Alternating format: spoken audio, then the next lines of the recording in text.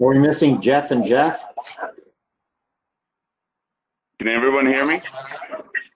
Yeah, I can hear you. Okay. Good morning, everybody. Good morning. So we will go ahead and get started. Sorry for the feedback noise here. On mute.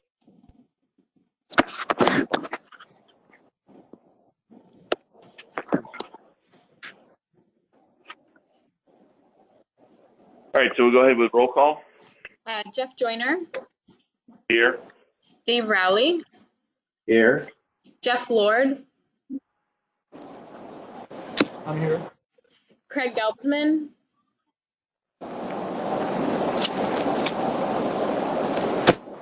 Tom Romeo, Here. Patricia Kennedy, Here. Cheryl Robinson, Here. Andrew Marietta, Here. Joshua Edmonds. Here. Okay. All right, thank you. My remarks this morning would be very brief. It's really a word of caution to all.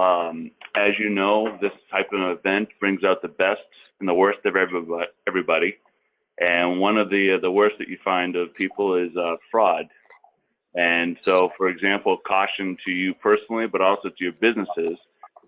We at Bassett Healthcare Network have had several instances of doctors and other employees receiving unemployment insurance that they never filed.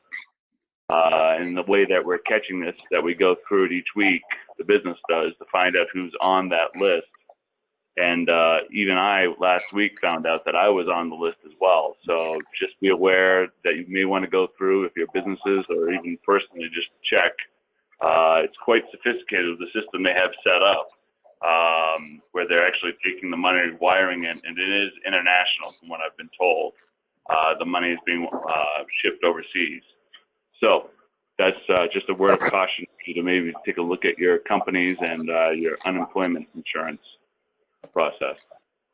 All right, so let's go in. We have the minutes from the May 26th board meeting. Any comments, questions, concerns? If not, can I get a motion to approve? I'll make the motion. Thank you. Dave? Second? Second. Thank you. Tom. All in favor? Aye. Any opposed? All right, the motion passes. We have the report of the Audit and Finance Committee. Jeff? Yeah. Simply, I think most of our energies have been spent on looking at adjusted budget numbers. We've reviewed financial statements and continue to look at where we think the agency will be this year. And that was pretty heavy discussion. It looks like this month, as a follow-up to that we did receive the adjusted county allotment that was funded in, I think, about the 16th of this month. So that has funded, which is the number that Jody had adjusted to as he'd followed up with the county. But other than that, not a whole lot else to report. All right. Any questions, comments, concerns with the report? Can we get a motion to approve the Audit and Finance Committee report? This is Cheryl. Tom. I think that was Cheryl and Tom. Thank you very much. Motion on the table. So all in favor? Aye. Aye. Any opposed? All right. Thank you. Now we have bills and communications.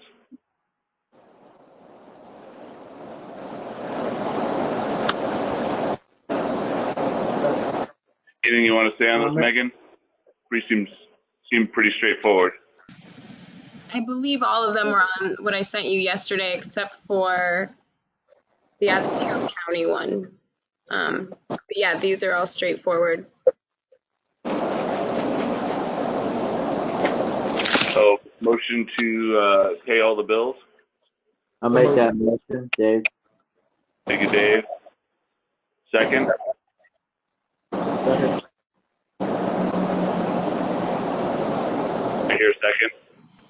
Second? Jeff Lord, seconded. Okay, thank you. All right, all in favor? Aye. Aye. Any opposed? All right, now we'll move to the report of the projects committee. Yes, the project minutes weren't included in the packet. So just, I guess, quick update. Majority of the priority projects continue to move forward on schedule. Some are slightly behind and delayed because of COVID. Probably the two big new initiatives that are spending some energy and resource on is the IOXIS purchase from the new owner, and as well as a marketing plan targeting the downstate potential move upstate. So those are the two big things that have been added to the plate that Megan and Jody have been working on, in addition to the main three projects. Right. Any questions regarding the report from the projects committee? I just have a quick question, and it's not so much from the committee, but from the follow-up emails with Jody regarding IOXIS. If that's a discussion because it's an ongoing negotiation, is that a discussion or a clarification for executive session or not? I will defer that question to Kurt or Joe.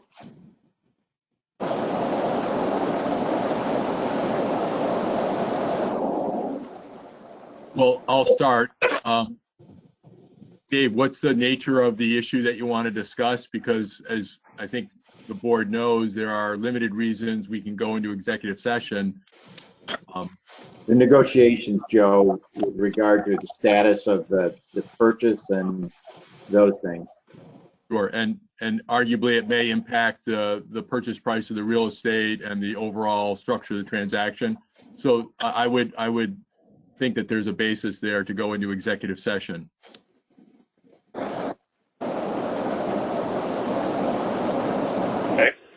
Okay, Megan, why don't you explain what you're going to do? So I have another meeting room for executive session. So what I would do is I'll send everybody that link. We'll leave this meeting and we're going to have to go into a separate meeting that I'm not recording. So I don't know if you want to wait until the end of this agenda and do that, finish this meeting, or if you want to do it right now and finish the meeting in that meeting. It's up to you guys. Is there a motion on the floor to go into executive session? I would make the motion, but I mean, I would defer to everybody's opinion on that also. Is there a second to the motion on the floor? Is it Tom. Seconded? Tom did? Yeah. I just wonder, does it impact anything else on the agenda? Otherwise, to me, it would make sense just to go through the rest of the agenda and then address it separately. Yeah. Yeah. I agree with that 100%. Okay. Yeah. So, Dave, will you take your motion off the floor for the I time will. being? Yes, I withdraw my motion. Thank you. All right, so let's finish up the report on the projects committee. Any other comments, concerns with the report from the projects committee? If not, if I could have a motion to approve their report. This is Jeff. I move. Thank you, Jeff. Second? I'll second it. Dave? Dave, thank you. All in favor? Aye. Aye. Any opposed? All right, we'll move down to new and unfinished business. Turn that over to you, Jody. The Otsego County Community Foundation, they sent a letter yesterday, which I was copied on, to the Cooperstown Foundation awarding a $25,000 grant that we discussed matching with $25,000 of our monies for a total pool of about $50,000.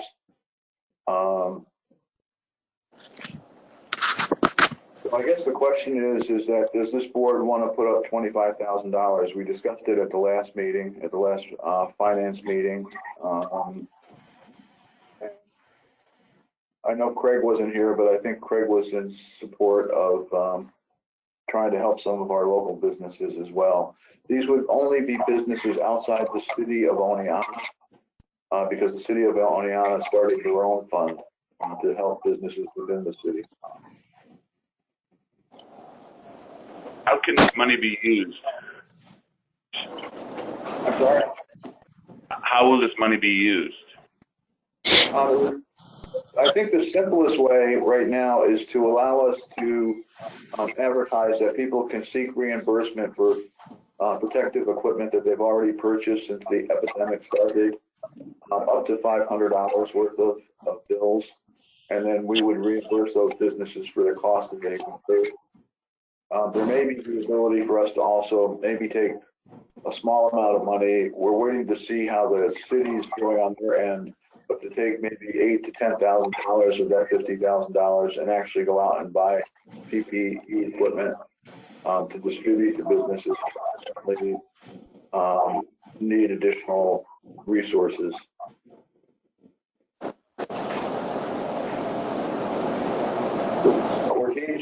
We're gauging what the city is doing, trying to figure out what the actual need is for going out and purchasing the equipment ourselves to see how much they're going to spend about $8,000 on buying PPE, and we're going to see how much of that they actually hand out to businesses and how much they have left over.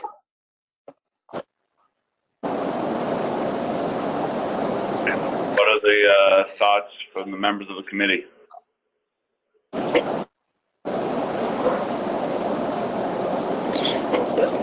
Well, helping businesses would be something I'd embrace.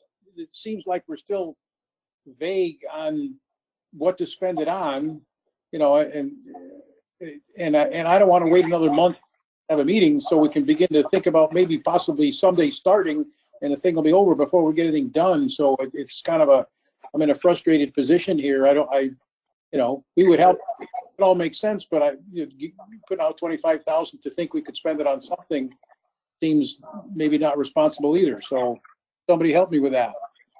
The state has guidelines that direct grants for IDA's assistance can only be used for protective personal equipment and types of like screens that they may have to construct in their stores. But that's the only type of assistance that we can provide. We can't provide working capital,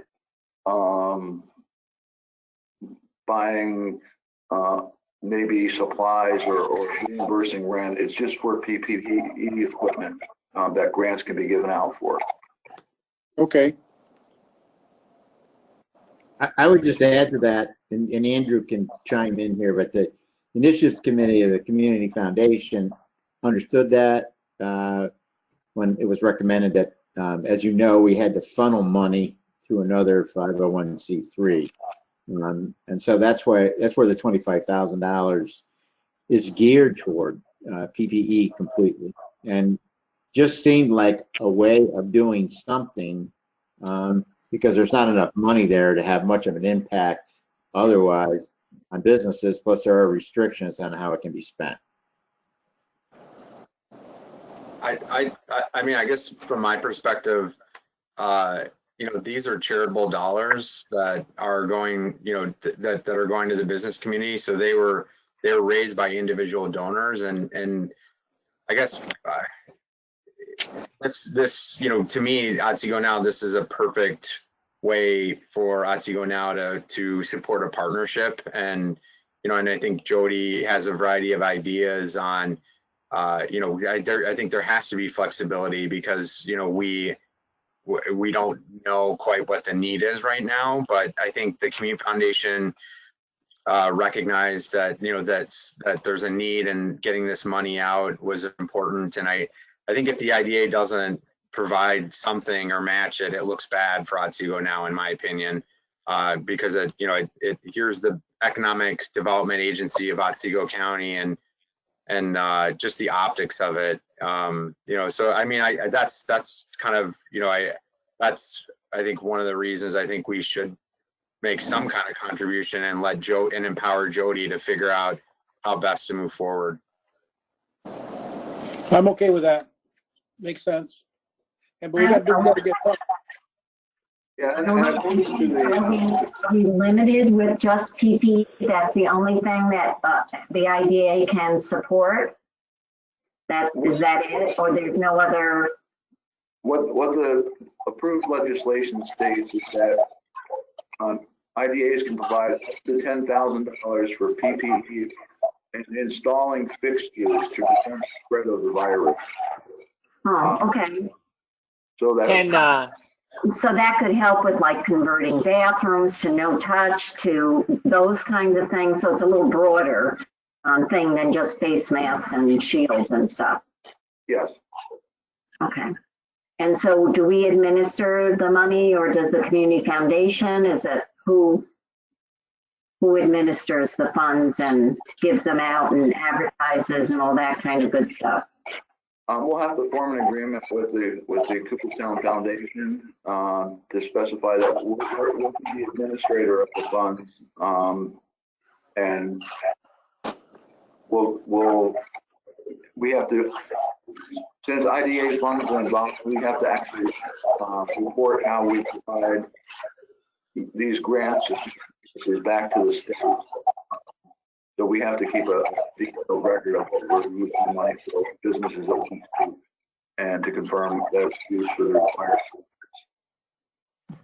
Jody, this is Jeff. It seems to me that if you're going to administer the funds, and it has to be for specific purposes, that it ought to be on a reimbursement basis based on invoices provided, so you know the work's done. Otherwise, I don't know how you would ever track it.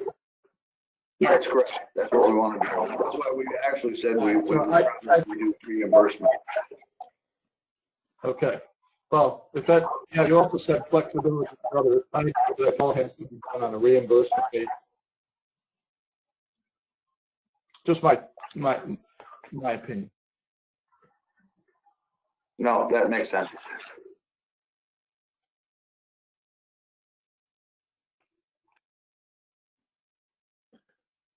If I may, Chair, could I make a comment or two on this?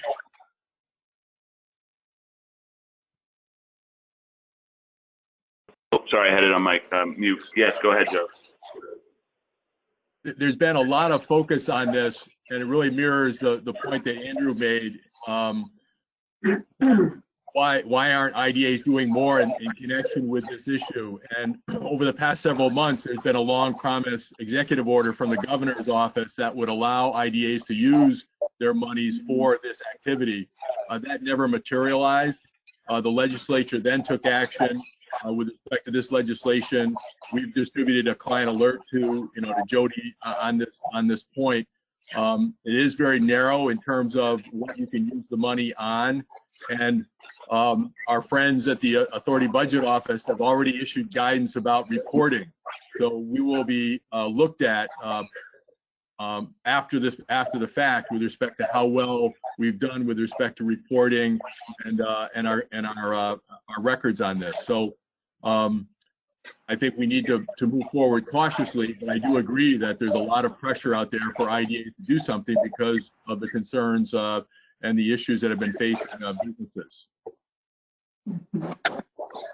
Well, I would say I'm sure we want to do something. It seems like they've given us enough guidelines to know what to do and how to track it so we can be accountable with the public's money. So I'm all in. Yeah, on the direct grants, it's pretty narrowly defined. IDAs are also authorized to make loans to businesses, which are more broad. They can make them for other kinds of activities, but we have to discuss that with the finance committee before we bring that up to any discussion.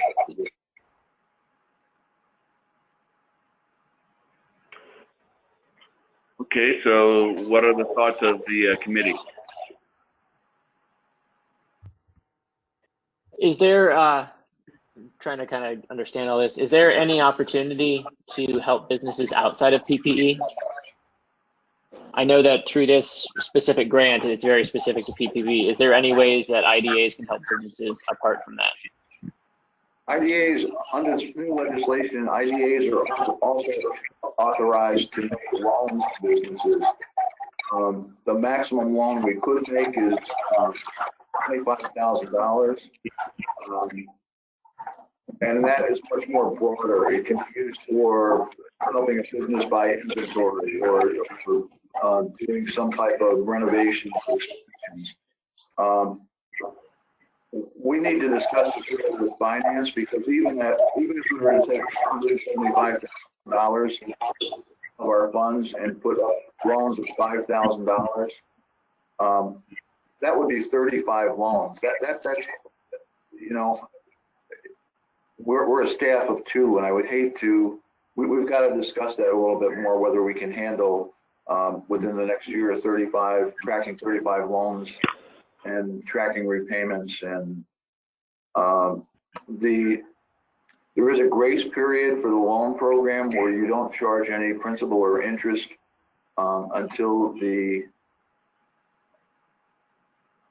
what they call, I believe, the disaster is over, but we're not quite sure what that definition is right now of when that expires. So we're still trying to get clarification on that.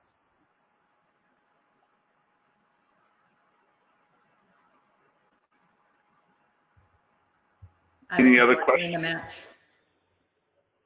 I will add that most of the IDAs that we're talking to are focusing on the grants because it'll be much easier to administer. Administering a $25,000 loan that has a short payoff arguably doesn't collect any interest. The legislation seems to suggest that there's no interest charged on the loan, and that there's a grace period.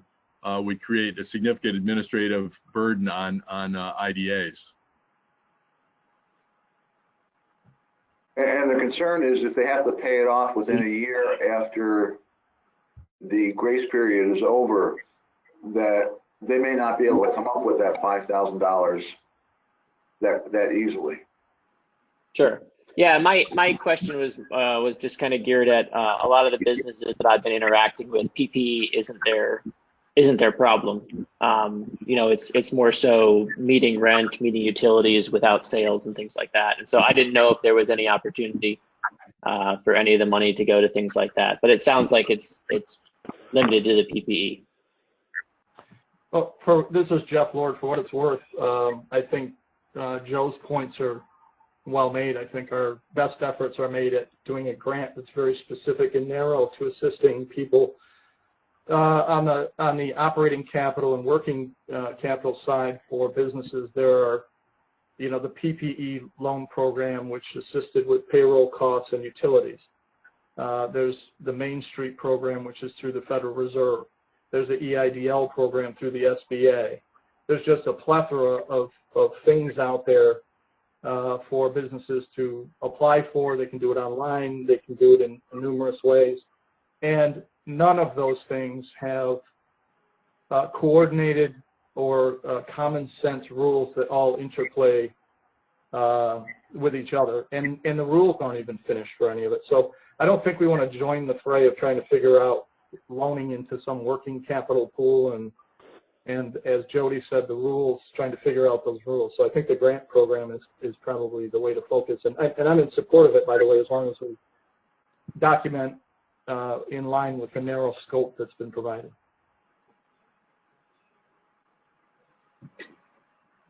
Okay. Any other comments? If not, anyone want to make a motion? I'll make that motion. To approve the 25,000? Yes. Match 25,000 of the Community Foundation 25. And All right, thank you. Can we make it a little bit more specific? What we just discussed, is there a way to make that more specific? Well, we can add that, you know, it would be used just for PPE and follow the guidelines that are established by the state. Yes, that makes sense. Makes sense? Yeah, I mean, we could, based on what Jeff Lord said, we could include The grant. for grants specifically. Makes sense. Well, this is a donation to the community fund. Don't they have guidelines of how they're going to spend the money?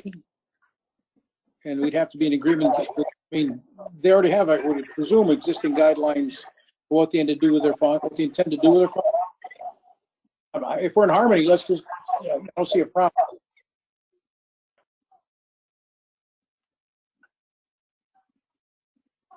That's a good point. Now I'm confused, I'm sorry. So who administers the funds? IDA. The IDA. Okay, But we're donating to the community foundation, who's then giving it back to us to administer. Is that correct? No. Yeah, the funds are actually being administered. The IDA would keep them. In fact, the 25,000 that's going to the Cooperstown Foundation, depending on how this moves forward, the Cooperstown Foundation might just cut a check for 25,000 right to the IDA. Okay. So the IDA is going to administer 50,000 then? Yeah. oh, okay. Just to piggyback on Andrew, the community foundation had to provide money to another 501c3. That's how it ended up going to Cooperstown. And then that's really going to just be a pass-through situation back to the IDA. Okay. So we're administering all the funds. Okay. So we have a motion on the table. Do we have a second? Tom, Thank you, Tom. Any other comments? If not, all in favor of the motion on the floor? Aye. Aye. Aye. Any opposed? Any abstentions? All right, the motion passes. Next, the update on the rail yard master plan, Jody? Actually, I'm going to let Megan speak about this. She's been heavily involved in it. So, Megan, go ahead. So we met on Monday with Michael Mandolo, Lisa from Elon Planning, and Jane also from the MRB group. Elon has done some more updates on the master plan, which the projects committee went over 2 weeks ago. And the projects committee had asked that Elon Planning and the MRB group come to today's board meeting and present. And we told them that, you didn't want to look at the map. You had already seen that. You wanted, cost estimates. And so they said that they'll be ready with those on our next projects committee meeting. So they're actually going to come to the July 9th meeting. And then they can come to the board following that if you have any suggestions or ideas from the projects committee meeting. And Michael is actually here too if anyone has any questions for him, but so that's the plan. They'll be at the July 9th projects committee meeting.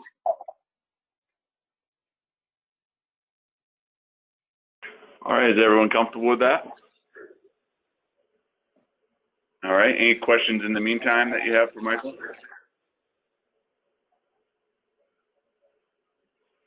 All right, Megan? well, Sorry, Jeff, can I just make sure you send that out with the July 9th, so that way anybody that's maybe not normally on the projects committee, if you want to be a part of that, you are aware that that is taking place on the 9th.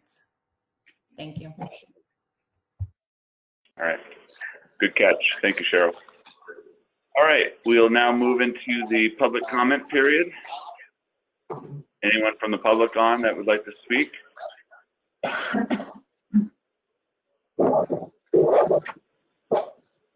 All right, hearing none. Dave, would you like to make your motion from earlier? Put that back on the floor. Do we have one more meeting, or are we going to do it at the end of this? Well, it seems like items that you want to discuss pertain to this meeting. Yeah, my question is, we have another agenda, correct? Yes, we did. And do we want to go out and then try to come back in, or do we want to go ahead and just let me know what you want to do? Why don't we temporarily adjourn this meeting, go into the Capital Resource Corporation meeting, open that up because we don't have really anything to discuss. Close that and then open this meeting to go into the session. Sounds good. Is that everyone comfortable with that? Joe, you're good with it? Okay. So we will. That's good. All right. So we will move to the CRC agenda. All right. Megan, can you do a roll call, please? Jeff Joyner, Here.